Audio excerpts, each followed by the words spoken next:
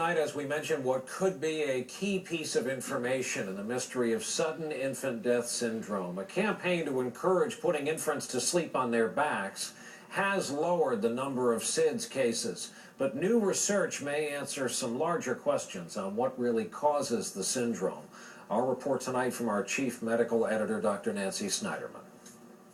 He was a teeny little guy. Howard and Pam Tybel are among some 2,000 families a year who lose a child to sudden infant death syndrome, commonly known as SIDS. I can't imagine what you go through, and I know that what I go through is also very private. Their baby Andrew seemed healthy, but his death at 8 months brought grief, anger, and many unanswered questions. With the death of a child comes complications of unbelievable guilt and responsibility. This happened on my watch.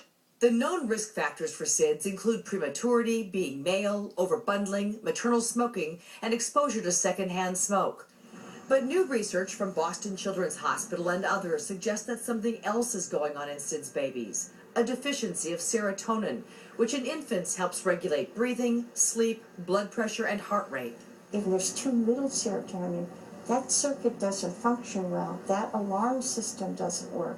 And the baby, when stressed, goes on to die. Even with today's report, sleep position is an independent risk factor for SIDS. And that's why little Mac here, who's just a day old, when he's ready for his nap, will sleep on his back.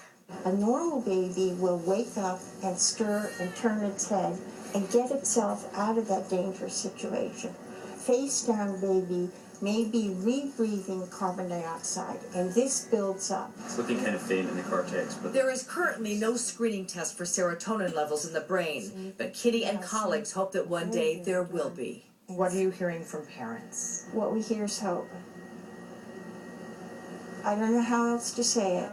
Hope that fewer babies die and more families like the Tybels are spared this terrible grief.